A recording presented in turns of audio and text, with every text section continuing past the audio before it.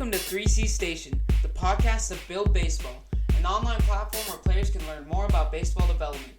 I am your host, Walden Light, and I am the owner and founder of Build Baseball. Confident, centered, consistent.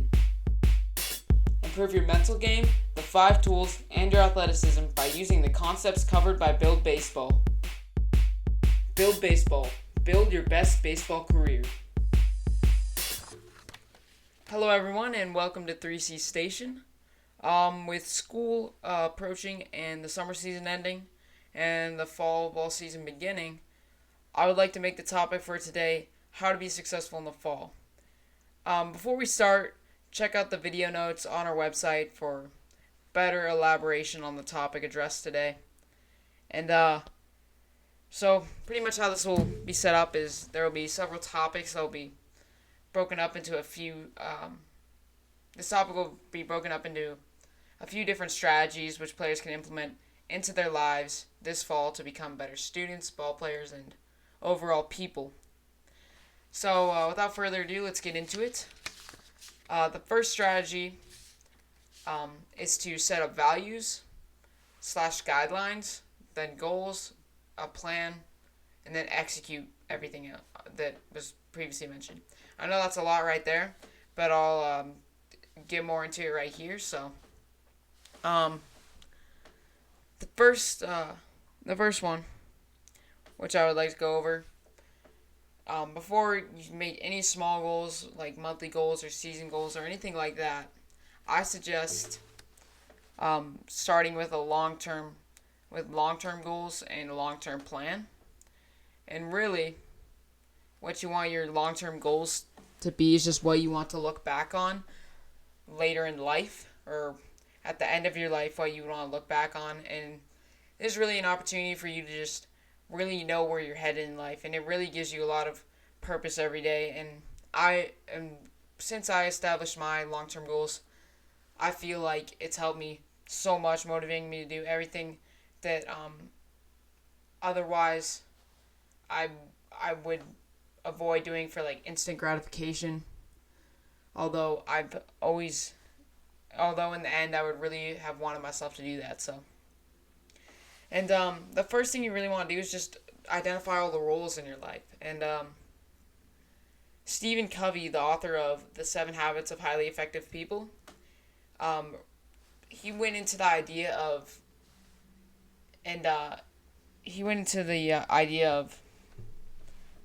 and his second habit mentioned in the book of beginning with the end in mind. And really, what you'd start off with is all the roles you have in life. So, for a baseball player, that'd be a family member, a friend, a teammate, an athlete, and a student. And then there could be many other roles. But really, you just want to make goals for each part of your life and not neglect a single part of your life, because to be a well-rounded human being, you have to take account for all of those. And so essentially how I have it, I also have a purpose. I just write down my purpose for each goal that I have, or like each division of my goals. So I just say why I have all my goals that work towards my academics or my athletics or my professional career later on, things like that. So I pretty much just it's good to have a why for everything you're trying to do. And obviously, goals without a plan, as the saying goes, is just a wish. So what I do for a long-term plan is I make commitments for time divisions, essentially, where I'll have my lifelong goals, and those could be over the course of decades. But then to make it even more simplified, I make yearly commitments, monthly commitments, weekly commitments, and daily commitments. So I break it down that far so I know what to do every single day to work towards those goals. And although this does take a lot of time, first I would like to say this before moving on. Although this does take a lot of time at first, I think it's very, very helpful if you take it won't even be an entire day. It will be an hour or so at least to lay all this out, but it will save you so much time down the road just knowing what to do and what you're working towards. And a lot of baseball players' end goal is to play in the MLB, but they don't really lay out how they're supposed to get there, and that varies based on the person. So really, obviously, you don't want to waste a lot of time. Although it would become a waste of time if you were working on your goals and your plan for an extended period of time during a day, but it could save you so much time and be very helpful and even get you to accomplish your goals. Even if you get there slowly, that's better than not getting there at all because you never laid out a plan. Okay, so moving on. I make commitments for the time divisions, like I said.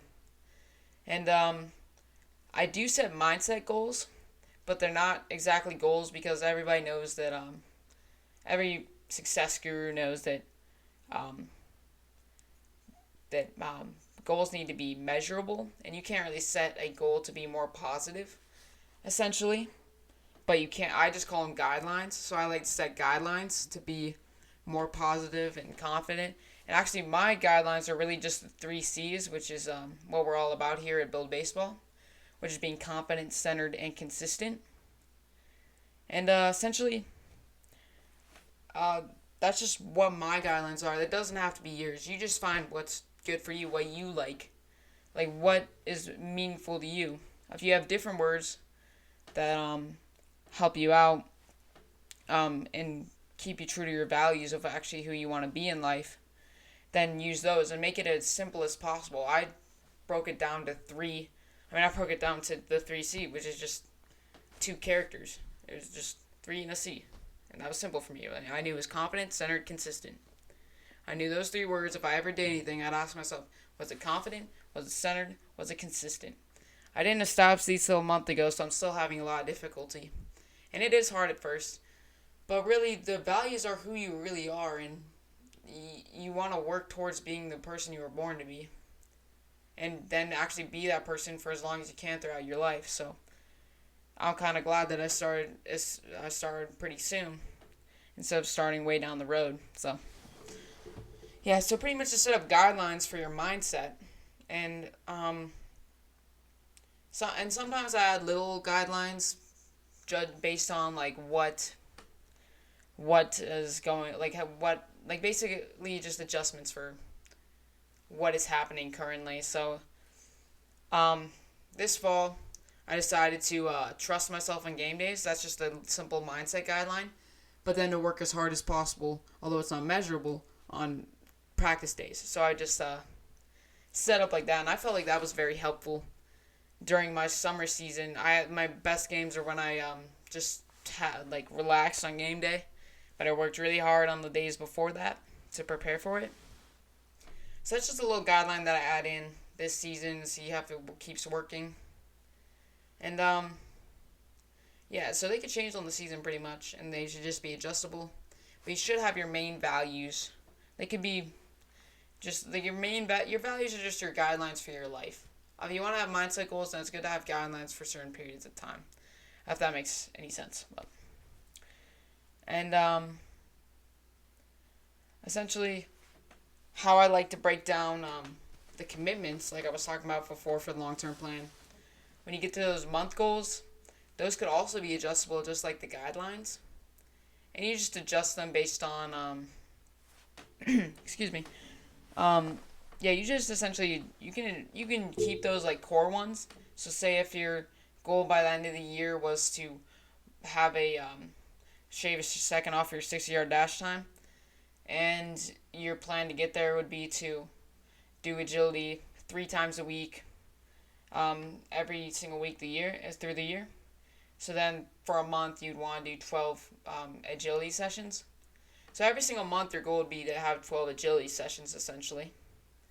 And that's just a simple one to just for example. But yeah, so you just have those core ones, the ones that will get you towards your goals. But then you could also add in ones for the month you think will be helpful for other aspects of your life that you don't have long-term goals for, like your mindset, sort of. You could just have guidelines for that. But if you want to have like tangible goals that don't have an end goal to them, like for Build Baseball, I don't have goal for how, like, this is just an area of my life that I'm using as an example. I don't have a goal for how many articles I want to release throughout Build Baseball's entire existence. I just say this month I want to release 15, so one every 2 days. Essentially, that's how I set it up. And yeah, so you can just set it up like that, even, and just make it adjustable. The month goals can be adjustable. And then the weekly commitments are just the broken down version of the month goals. And I like to have those just be conducive to me accomplishing my month goals, and then my month goals to be conducive to accomplishing my yearly goals or my long-term goals. And then my commitments can be broken down into the daily goals, which I'll get to in a second. And actually, I'd like to go over how all this is set up just to make it simpler. So essentially, in my bedroom, I have a cork board on right next to my bed. And so I put it in a place where I could see it every single day when I'm leaving my room or when I'm coming into it. I can definitely see it a lot. So on that cork board, I have my long-term, I have just like everything that's long-term. My long-term goals on one sheet, and then my purpose on the back of that long-term goal sheet. And right next to the long-term goals is my long-term plan. So that's how I like to set it up. And so that's just so I could see it every single day. But then the other side of the room, I have my values. Like, this is from order up from like the top of the wall to the bottom. I'll have my values, then my guidelines, then my month goals, then my weekly commitments. And that's just how I like to set it up. Really, I just have somewhere in my room where I can look at, okay, this is what I have to do today. Not have to do. Obviously, your goals are not stuff that you have to do, but it's something that you want to do to have a successful life. So I don't like to use that kind of language. But what I would want to do today to accomplish those goals, and I could just see those every single day. And yeah, if you could just imagine that it's just my long term on one side on a cork board, and on the other side of the room, it's everything else. It's just the more broken down versions of what I should do routinely. And then on my phone, it's good to have it portable. And I like that book I was talking about earlier, The 7 Habits of Highly Effective People by Stephen Covey. He talked about how having like a daily, not like a daily plan. He thinks it's more important. It's better to have a weekly plan for how you set up your time. But I just have on my phone, I have like something set up for the week, and so it's just my tasks every day through the week from Sunday to Saturday.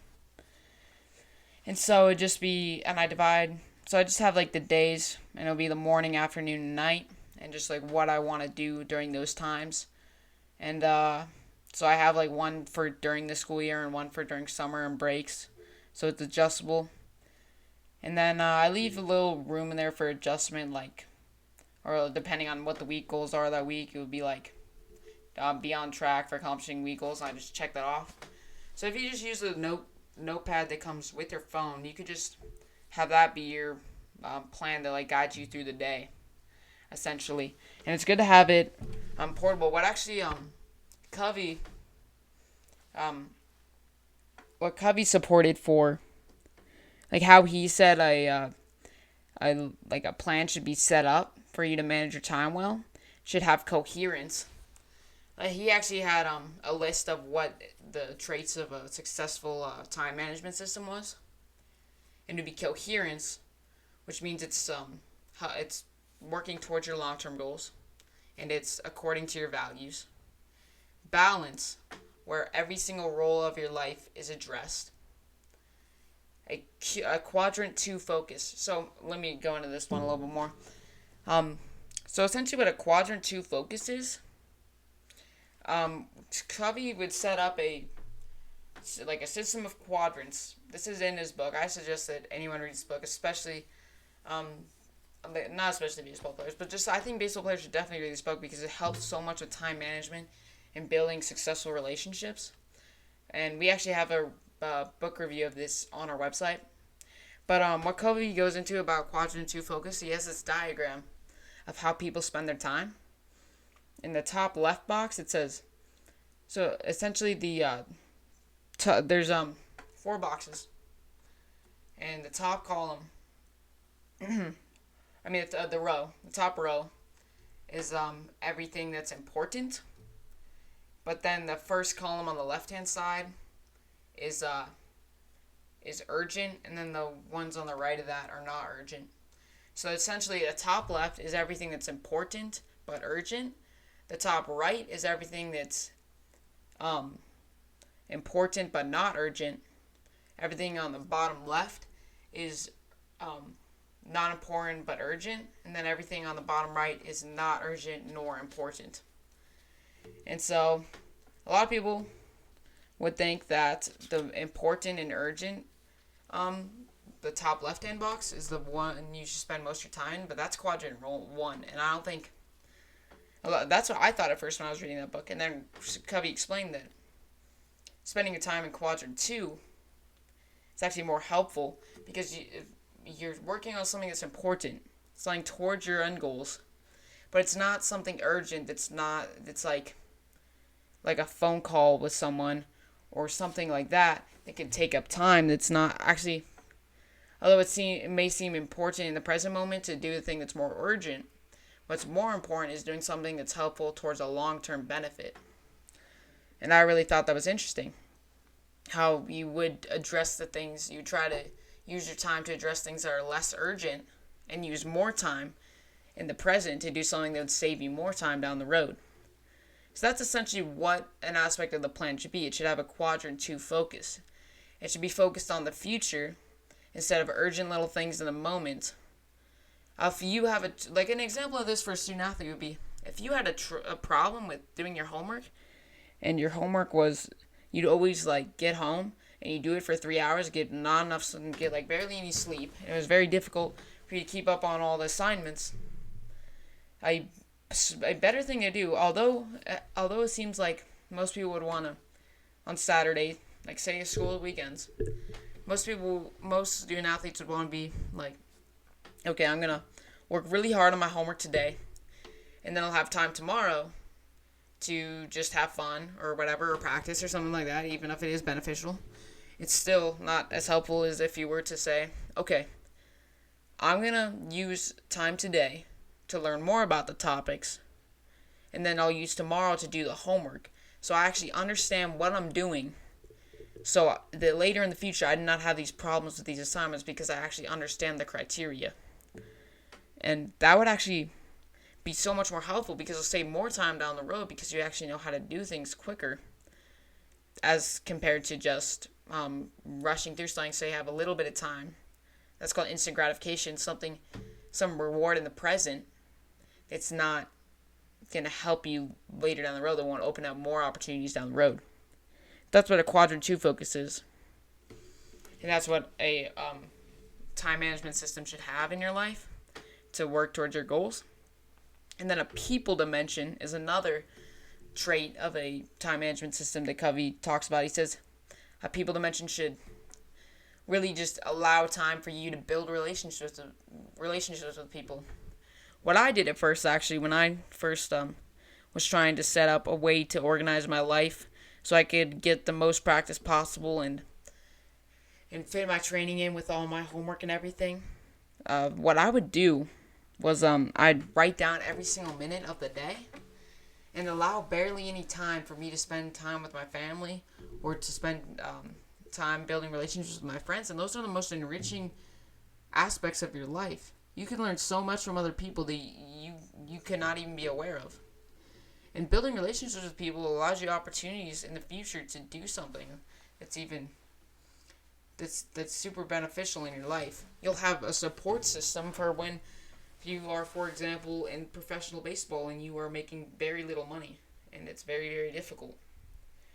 That's just an example that applies to baseball. But building relationships is so neglected by a lot of student athletes and a lot of people, really, and especially by people who are just so busy. So that's why it's good to allow enough time for you to do that stuff throughout the day, where you could build relationships with people, and you shouldn't be confined by a schedule. A quote Cubby had is, schedule your priorities. Don't prioritize your schedule. It went something like that. I'm not sure if that was word for word. But essentially, don't make your schedule guide your life. Have your schedule as something that builds you, that like can help you to build towards a better life. It shouldn't control your life. You should control your schedule so you have a better life, essentially. He also said that a trait for a time management system should be flexible, where it can be easily changed. And on your phone, that's pretty easy to do. And also portability. So just you could just bring it with you all the time, and that's easy on your phone. So how I like to set up on my notepad, essentially is you just take the time beforehand to make sure it applies to your goals and everything. It has balance. You have goals for the day that address every value in your life. Like an example for building relationships, it could be although it's not a very tangible goal, it could be a guideline, I guess. Essentially, it would be have a enriching conversation with someone, or meet a new person. That's a pretty good way to put it. If you want to like improve that area of your life. But yeah, I found putting on the phone allows for the coherence part, the balance part, also the quadrant too, because it's focusing on things that are it depends on what the activities you put on it, but it's got to be stuff that's like builds sort of better you in the future for long-term benefit. So I guess an example of a quadrant 2 focus activity I have of mine is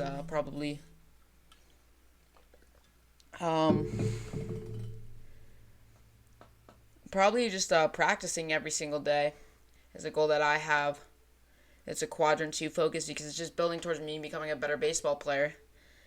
Actually, that's not a very good example because I really enjoy practicing, obviously, and it's not considered. Yeah, I guess something would be training. Like most days, I'll be pretty sore, not through my entire body or anything, or I might be exhausted from other things, but but a quadrant 2 mindset where you focus on long-term benefit is where you'd still go to the gym, and I still end up doing that because I have a quadrant 2 focus and a goal to train that day on certain days of the week, no matter what. I can't push it off or anything. And that is a good quadrant 2 focus because you'll that's just essentially how that would work because it's something you might not want to do in the moment, but it's going to provide you so much benefit in the future if you don't just take that little instant gratification that doesn't mean anything. Okay, and also the people dimension, I think it allows time for that. I might need to make it a little less cluttered because I do have a lot of activities in there that I could probably move around so I could have more time to spend with family, but I do allow like an activity in there for just like I allow time there to hang out with family and friends. It also just comes down to prioritization at that point. Really, my priorities go family and friends, then baseball and training, then like mobility and flexibility stuff and whatever. Little things like nutrition and sleep come after that. But the top thing is always just family and friends because those are the important people in your lives, and people are more important than yourself. You can't be selfish in this journey, in what you're working towards. And also, I feel like it has the flexibility. It's easy to change. You just type on your phone, change things up a little. Definitely portable. It's on your phone. I just suggest putting on the notepad on your phone. And another trait I like to add is that it's suiting for life, for your life, specifically for you. It's suiting for you and easy to commit to. Cubby didn't mention this. He might have meant it in some other traits that he mentioned. But really, I don't remember. I don't remember him saying anything about that. But just being like, it accords to your schedule essentially, where it's easy to follow. If you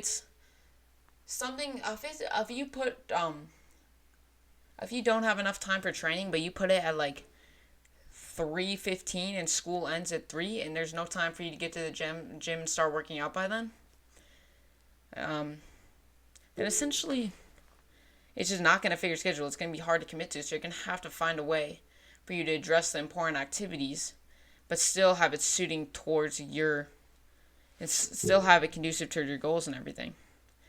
Yeah, so it's just easy to commit to, essentially. And then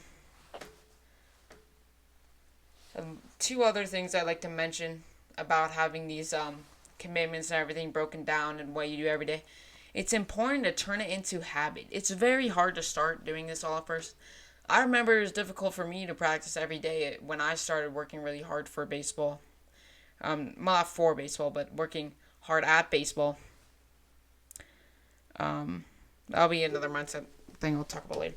But it should be turned into habit. It's gonna be difficult at first, but once you start actually doing it every single day and pushing yourself, soon it'll become easy, and then you'll become such a better human being overall. And then another thing I like to address is that goals should push you the whole time. They shouldn't be set up where if I went really hard in this week, then I won't have to do anything for the rest of the month. No, that's stupid. What it should be is something like based around what you should do every single day or every few days or something like that. An example of this for me is I set a goal to write 15 articles by the end of this week for Build Baseball, and by the end of this month. And essentially, I'd have to write 2 every single day. I'm not going to write 15 in one day and have terrible articles and terrible quality of the articles. They should push you the entire month so that you're using your time actually to be productive towards something. So that's what they should do. They should push you the whole time. Like the whole timeline in which the goals are set up. They shouldn't just be something that you just do for a little bit and then you're done with it. So that's essentially how I like to set it up. So the first strategy is values, guidelines, goals, plan, execute. Set up values, guidelines, goals, and a plan, and then execute. It's very important that you actually execute, because just having a plan and goal means nothing unless you actually commit to it. So thank you. Well, the episode's not over yet, but yeah. So that's just the first strategy, and we'll get into the second one right here. Okay, so yeah. So I stopped recording for a minute. The microphone fell off the desk. So, well, okay. So now we're standing. So if you hear a change in audio, just know that the elevation has been adjusted, for which I am now standing. Okay. So the next strategy to be more successful in the fall is to be socially mindful. Now, I made a mistake last year at the start of the school year to start hanging out with the wrong people, and as habits work, when you start doing something, it's kind of hard to stop. So I started hanging out with people because it was the start of high school. I didn't really have a lot of friends because a lot of my friends went to a different school. And I wasn't really sure how I should hang out with. I had one friend that I was sitting with, and he decided to move to a table with a bunch of kids who really, I'm not trying to talk trash or anything here, but they just weren't very dedicated. I didn't find them very enriching people to hang out with. They weren't really working towards anything or dedicated towards anything for that matter, and they really would kind of make fun of other people a lot, but that's neither here nor there. But yeah, just choose the right friends, and that's what I'm gonna do this year. I'm gonna spend time with the right people, and maybe we could all do that together. So really, just choose the right friends. Really, just like find dedicated, hardworking people, like yourself. I assume that you are one if you're listening to this. Just find dedicated, hardworking people to spend your time with, but also make sure that they're fun people that you'll actually have fun with, because that's what friends are. They're supposed to be enjoyable people in your lives that you're supposed to just spend time with. Actually, just like it's you're not going to keep friends for long if you don't enjoy being with them. And it's good to have friends that are good influences on you that also you just find are funny people, or that you find your personalities match and everything. So, And also, I do suggest spending time with athletes for sure because they do share the same passion that you do, improving the athletic side of their life. It's good to find people who have the same roles that you do. So yeah, that's what I suggest, and that's what I'm going to try to do this year. And another way you can be socially mindful is to, regardless of other opinions, stick to the values, guidelines, goals, and plan that we talked about before. Just stick to what you are doing, no matter what. If you think it's going to be weird for people to see you on your phone checking off stuff that you do throughout the day, then then really you just got like I need to understand this too because I make the same mistake. Everybody makes the same mistake, but it's just who really cares? You're just trying to make yourself a better person. So who really cares what other people are going to think of you if you're trying to improve yourself? It's sad that they're not doing the same thing. And it's good to understand that. So just regardless of what others think, just commit to what you're trying to work towards, essentially. And now, the next way to be socially mindful, you'll hardly ever hear me preach anything like this, or Bill Baseball ever mention anything like this, because this is the only time one could be careless of something. I say be apathetic with everything outside of your control. So, just the only time you can be apathetic is when something's outside of your control. So whether what people are saying, what people are doing, if it annoys you, just do not care about what they're saying. Just don't care about that because you can't control that. Focus on what you control because that's gonna help you. What you can control is what's gonna get you to where you want to go, essentially. So just be apathetic of everything outside of your control. Derek Jeter actually, in his autobiography, The Life You Imagine, um, a value that he preached a lot was ignoring ignorant people. And so, I think that is very helpful for success to just ignore the people who are not going to help you. Because if they are just, if they do not see the value in you, and they like to, make you feel bad about that, then understand that those people are ignorant to what you are working towards and that you are a much more dedicated person than they are. If you're listening to this, you're more dedicated than they are. And it's good to understand that.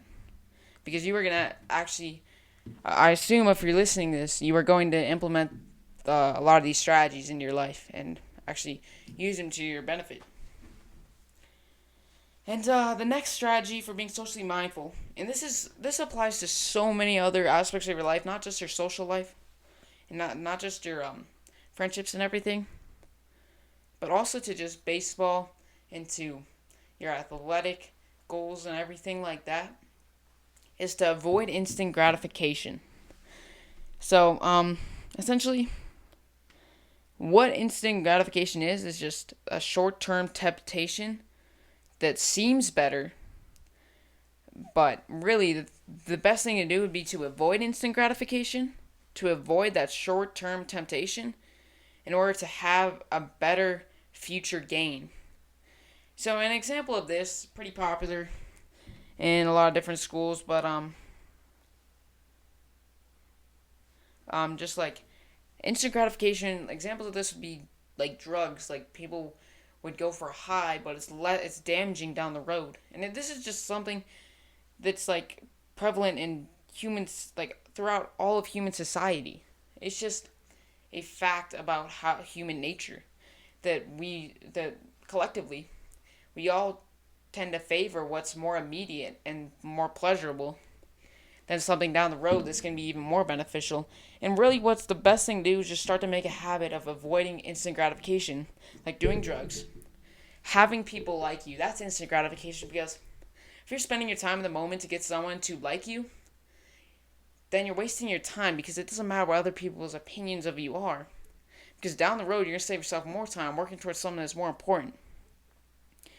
And then also like unhealthy food, just something pleasurable in the moment that's just going to be worse for you later down the stretch. So it's just like avoid that instant gratification and really just work towards the long-term benefit and make that a habit. Like all these strategies, make them habit. It's easy to know, obviously. It's easy to understand that, but it's very hard to execute. And yeah, this is just everyone's told this, but it's pretty hard to actually enact into your behavior and everything. And just but not doing stunts improvement really. The best thing to do is just to actually go do it and try to make a habit of it. So, don't think too much, just go and do it. It's the same for sports, it's the same for life.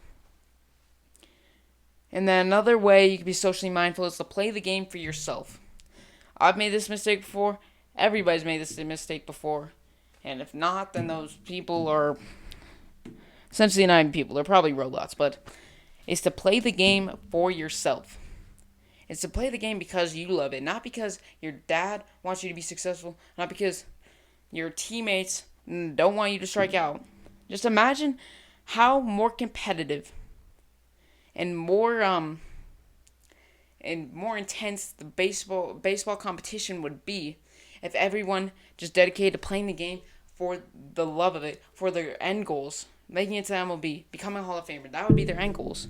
Imagine if people played for that instead of playing so they don't strike out for their teammates in the dugout, so they don't disappoint their family or whatever. It doesn't matter what other people think. You play the game for yourself.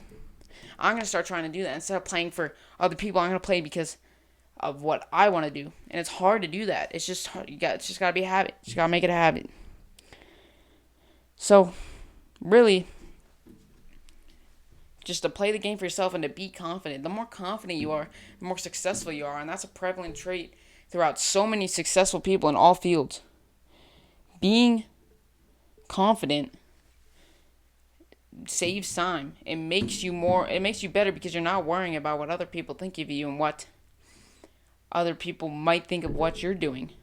If nobody knows what you're doing, a quote by Grant Cardone: if people are not hating what you're doing, then they don't know what you're doing. Okay? If there's a coach out there that doesn't like how you play and didn't get you on a team, then there's no teams that are finding out about you, essentially. Another way to be socially mindful is to have positive phrasing. Just think. Positive mental phrasing is a way to put it. Just this is more of an internal thing, but just think about what you want to do, not what you don't want to do. Like I was talking about before, you don't think I don't want to strike out because I don't want my teammates to be upset with me. I don't want my dad to be mad at me. Stuff like that. I don't want my coach to be disappointed. Think about what you want to do. Say, I want to get a hit. Or say, I want to put the barrel on the ball because I want to be successful today. And I want to have fun playing this game. So I'm just going to go have fun and play. And then also another way to be socially mindful is to have mindful behavior. And I think I'll talk more about this book later, but a book by H.R. Dorfman, who was a mental coach for the Oakland A's during the 1980s and a few other teams and players throughout the late 1900s and early 2000s. I'm pretty sure he was in the early 2000s. I'm not 100% sure on that. But he did work with some of the greats. He did work with Greg Maddux. But what he really what he promoted in his book, the Mental ABCs of Pitching, is to just enact behavior that is conducive to you being successful, no matter how you are feeling or what external circumstances there are. The same goes for off the field. Think about what you want to do. When I walk into this lunchroom, when I walk into this classroom, when I go up to my friend and say something, when I do all this, what could I do to be more successful and to make other people successful because I want to give back to this world? What could I do right now? And then once you get that in your mind, you go and do that regardless of what other people have said to you on your way in or other things that you can't control or even your feelings. It's better to be rational than emotional. Like what centered means, if you look at the definition on Bill Baseball's website, centered means keeping a balance between rationality and emotionality. It's good to have emotions. We're all people. It can make us intense. It can make us competitive. It can make us love the game more and not want to give up. It can make us keep going. But also, it's going to be rational and just knowing what you're supposed to do, regardless of what your emotions are saying in the moment. So keep that balance. And so that's just pretty much just another strategy on how you can be more successful this fall. And it's just to be socially mindful. And there's a few strategies we talked about on how to be socially mindful. So, okay, so the third strategy that we'll get into about how to be successful in the fall is to wake up earlier. Now, at my school district, and I'm pretty sure a lot of other school districts around the country this year are they're having later start times, and essentially that is for they're compensating for the lazy kids. And this Bill Baseball is not for the lazy kids. It's for the dedicated ball player that wants to get better at what they do in all areas of their life. And so you can still sleep the scientifically recommended 8 to 11 hours for a teenager and still get up early. Especially because I know my school district starting at 8:30 this year. I don't know about other schools across the country, but you could still get that amount of sleep, because it is said to be conducive to growth, and I'll get a little bit more into that in a minute. But yeah, but I essentially don't think sleeping 8 hours is good. So this is a scientific fact that sleeping in intervals of 90 minutes is more. It's pardon me. It's more helpful for it gives you better sleep to sleep in intervals of 90 minutes essentially, because that's just how brain waves work. Essentially, you'll enter right when you go to sleep. You're in a state of you're not really in a deep sleep yet, and then after 45 minutes, you're in the deepest part of your sleep, and then after another 45 minutes later, you were at the top of that sleep cycle again. You're in another low sleep. So it's good to end the sleep cycle when you're not in a deep sleep, because you'll wake up more energized and you'll get through things in your morning faster. And so what I like to do is to sleep 7.5 on practice days, because I feel like I get more time that way. I felt like if I were to sleep intervals of 90 minutes, it would be 7.5 or 9, and those are the only two I switch between. I feel like if I slept 9, I wouldn't get enough time in the morning to do other things, and I feel like I still have a lot of energy throughout the day to sleep that much and still get a lot done. And then I sleep 9 hours on game day,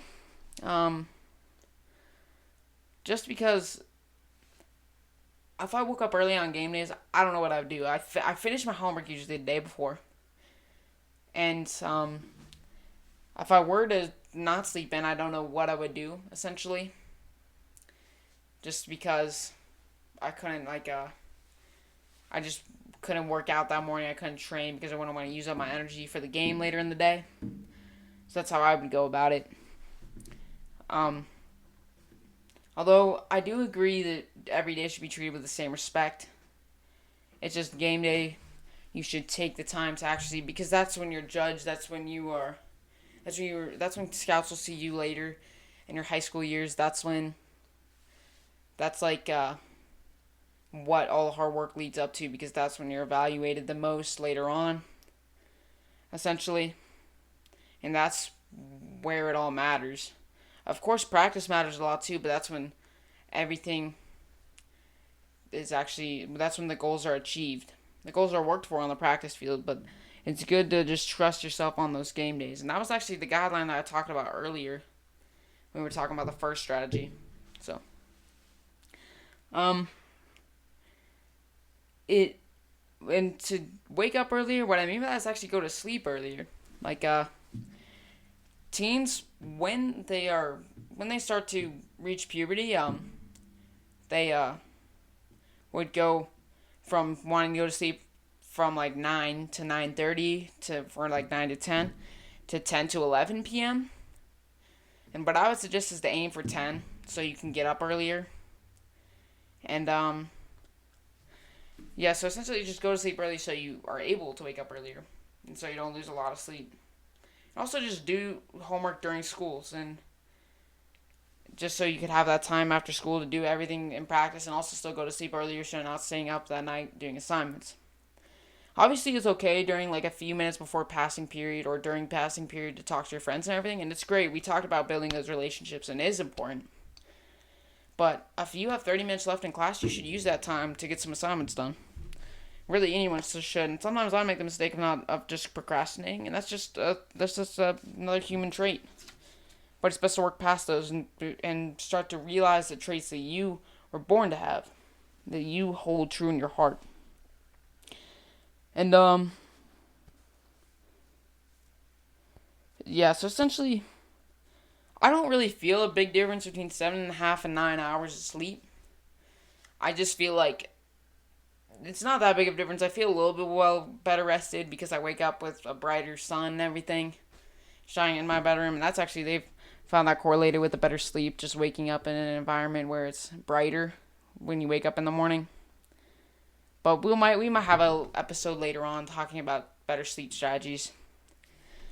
So I won't get into that too much now.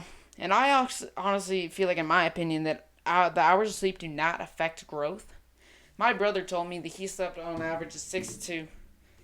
He slept on an average of like 6 hours a night, and he still grew to be his full size. He's like 6'3" or 6'4" right now. He's the tallest member of my family, and really, if you're an athlete, you are so conducive to growth, especially if you eat healthy, which we'll get to in the next strategy. But it's just really just you are conducive to growth even if you're not getting those recommended 8 to 11 hours. And that's what a lot of people are getting before. Is it going to sleep early and waking up early is a better alternative than going to sleep late and waking up late? Because when you wake up late, you don't have time before school to train or practice or do other stuff like that you weren't able to do the night before. Because essentially, if you're going to sleep later than when teens usually are recommended to go to sleep, like 10 to 11, then what you're doing past that is usually pointless. Usually just a waste of time. Because not a lot of people are practicing during that time. They're usually on their phone in their bed doing something that's not helpful. So why not just go to sleep during that time and wake up earlier and use that time to do something productive? And so I'll just get into the benefits. Why do in the morning? Why do that stuff in the morning, then do it at night? Like I was talking about a little bit before. It's like just you can get ready for the day. Like you can actually like wake up. Of course you'll be you'll be awake, but will you actually be energized and ready to go to school and actually get all that work done so you have more time to practice after school? So it just can wake you up. You can even just jog for 10 minutes outside. You can do a little bit of cardio. I wouldn't suggest that. I would say doing sprints or something like that because that's what baseball players do. But if you play a different sport, I don't know if I don't know. Like if you play a different sport during the season, like you could just do cardio like that. It could wake you up. You're able to train because facilities are not open late. They're usually not open late, so you can train in the morning, and that will actually wake you up for the day. And you can also you can't run or train outside late. Most people don't have a lot of room in their house to do sprints or anything in the morning or do cardio. They could probably do burpees or something like that, but that's not going to be as sports specific, if you know what I mean. To just going outside and doing sprints and stuff like that. It's actually more fun. So you can't do that when it's very late. And like I said, things that are done late are usually less productive. Yeah, so like I said, just on your phone and everything. You can also do homework in the morning compared to the night. Because actually, when people do their homework, usually it's going to be on a computer. So looking at those blue lights before you go to sleep could actually be it could actually make your sleep worse. And people will complain about, if I'm going to sleep 7.5 hours, I'm not going to get a lot of energy. Maybe it's because the quality of your sleep is so poor because you were looking at a screen until the minute you fall asleep. And that actually can affect your brain waves and how well or how susceptible your brain is to good sleep. So that's just a scientific fact too. So that's why it's better to wake up early and to do that stuff in the morning and not at night. So are we on the third strategy? Yes, the third strategy is just to wake up early.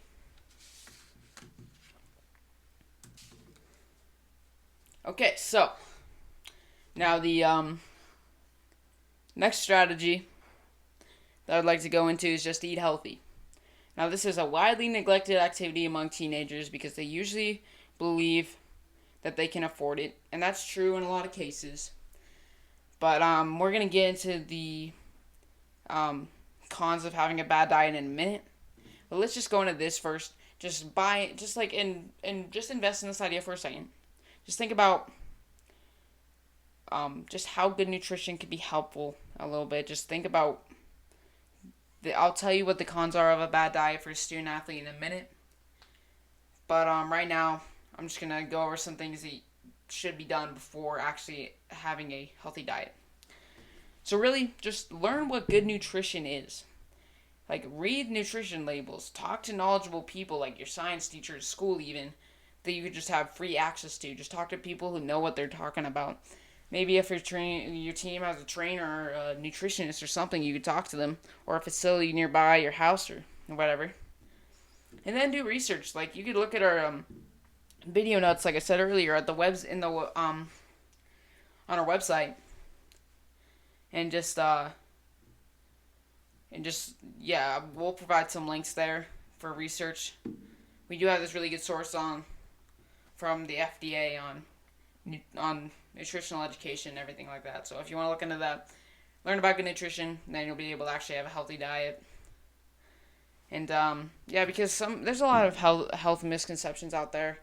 Or if you just go off of whatever you think is healthy, then it's not a very good idea, especially if it's not helpful towards your goals. If you want to gain muscle, it's not just going to be fruits and vegetables. You got to get protein too, which contributes to gaining muscle and to gaining strength. So just learning about what you need to do. And yeah, so and also a really big health misconception is that eating healthy is unenjoyable. And what a lot of people think is that it's just like um like hard to chew vegetables and bland chicken and everything like that, but it's not. It could be, there's so many choices out there that you could find stuff that's enjoyable for you that you can work into your everyday that's delicious, that's actually helpful. And yeah, so that's just essentially, like, eating healthy can be enjoyable. It's just a matter of finding the right foods. If you don't like potatoes, then sweet potatoes are a really good alternative and everything. There are vegetables that taste really good, and you could have those for sure.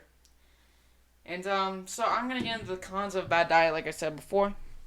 So if you still don't buy into nutrition, you think eating unhealthy is fine, then just listen to these. What the cons of bad nutrition is as a student athlete. So an obvious one is that some actually have bad metabolisms. And once they start getting older and they need more calories because they're growing, they're going to get those from terrible sources, and they're going to gain a lot of unhelpful, unathletic body fat and stuff like that. It's not helpful towards their goals at all, towards their athletic goals.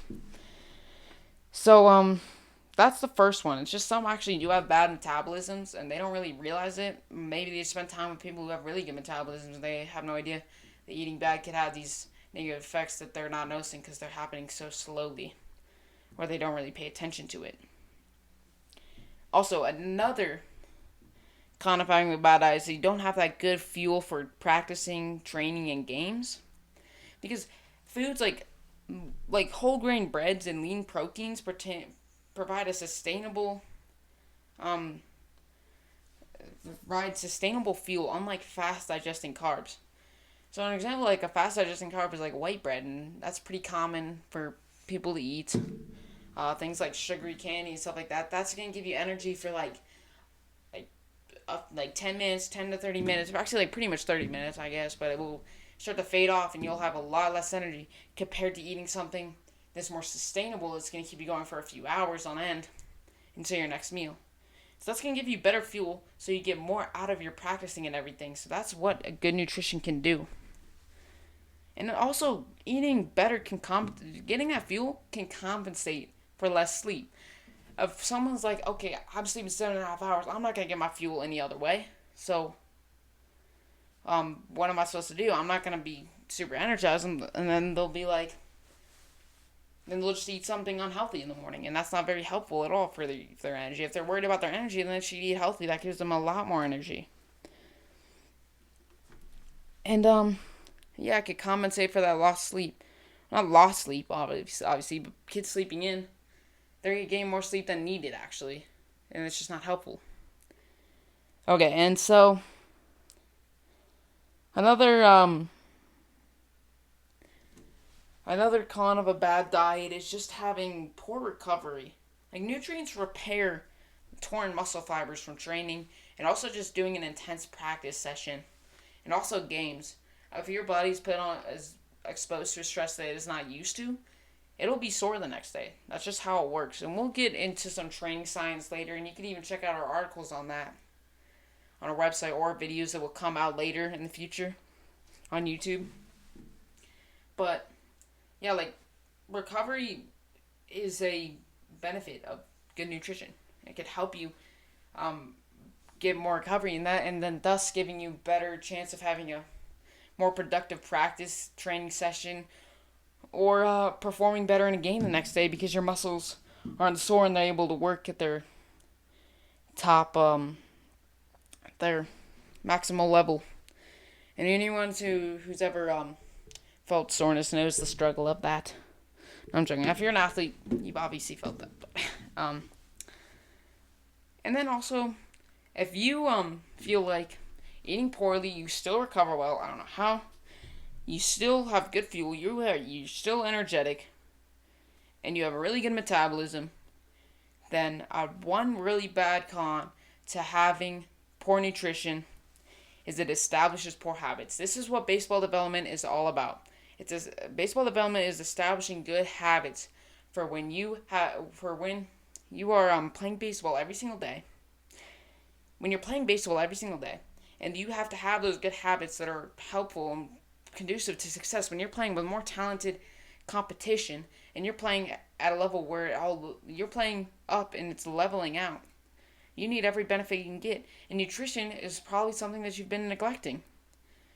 And once you get older and you stop aging, stop growing, I mean, obviously you're going to age. Your metabolism is going to slow, and you're going to need better fuel, or else you're going to gain that unwanted body fat that's not conducive to athleticism. Although a lot of baseball players are massive, they do have that body fat, obviously, and it's not a bad thing. Excessive amounts is not good, especially for some position players like shortstop, second base. There's any infielder really, except for first base, I guess, and catcher, obviously. They could gain some more body fat because they are power hitters. They need that more mass and momentum to exert into the ball when they're hitting and everything. But still, like contact hitters, contact quote unquote. I don't support the idea of like contact hitters. You should be having an intense swing no matter your position. But yeah, but it could make you less athletic and yeah. So once your metabolism slows, and then also if you're establishing poor habit when those talent levels out, what like I talked about, you need all the benefits you can get. Like I said, you need those nutritional habits that are helpful for you. And so, if all those other cons don't apply to you, establishing poor habits does. So, the fourth strategy to be successful in the fall is to eat healthy. Alright, so now getting into the fifth habit of how to be successful in the fall. The fifth habit is to use school to progress you towards your non-academic goals. Use school to progress you towards your non-academic goals. And what that really means is just, here, we'll get into that. Here's some ways that you can do that. You can use school to progress you towards your baseball goals, your athletic goals, your social goals, everything like that. So one way to do that is to choose classes wisely. Be wise about athletic classes. Like avoid weightlifting classes because usually you're only getting like 50 minutes to train. When sometimes you could get a really good training session, but also there's time like 10 minutes to change into your gym clothes, I guess, or go from a different class or everything, and then like 5 to 10 minutes to do the same thing but go to another class and leave. Essentially, what you're looking at is like 30 to 40 minutes of just working out when you can get a much better training session by doing like an hour and a half later. Of course, you can go really hard during that time, but you still won't be able to get the volume that's good for a baseball player. So it's just really just be wise about athletic classes that could be non-beneficial. Also, like I was considering taking yoga this year, but now that I think of it, we go on a semester basis, and during both semesters I'm going to be playing baseball. But I'm not going to want to have a time during the day where I statically stretch my muscles, where to just lengthen them and to keep them in that stretch position, because that could actually decrease your ability to contract the muscle later when you're practicing or playing. And I don't want to experience those negative effects later, but just like later in the day when I'm practicing. So yeah, just be mindful about those athletic classes. Also, get enough credits early on to have off periods later that you can use to practice or whatever during that time of the day. Also get like a study hall class if that's possible. I think it's possible at my school. Just so you can get homework done during the day, you'll have more time after school to work on other things. So make sure your classes are challenging, because you can still get those mental benefits of concentration, logic, self-efficacy. If you know what that word means, it just means like trusting your ability to accomplish tasks, and that's a really important skill in baseball.